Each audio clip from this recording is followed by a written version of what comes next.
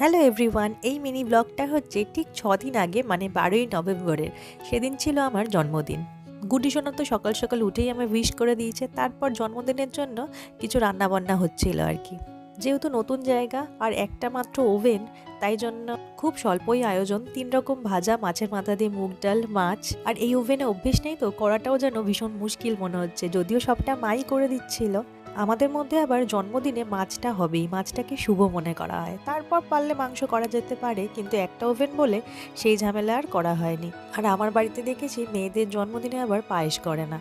যাই হোক, তারপর আমি স্নান করে আজকে গোপাল সোনাকে একটু মিষ্টি দিয়ে পুজো দিয়ে দিয়েছি। আর তারপর দুপুরবেলা খাওয়া দাওয়ার পালা। মাছ ভাজা, এদিকে আলু ভাজা, আর আছে পেঁয়াজি, আর এদিকে মাছের মাথা দিয়ে ডাল, মাছ আর মিষ্টি। এই আজকে আমাদের বার্থডে মেনু। আর সকালবেলা ঘুম থেকে উঠতেই আমার বাবা নিয়ে এসেছিল এই কেকটা আমার জন্য। এই ছিল স্বল্প আয়োজনে আমার এবারের জন্মদিন।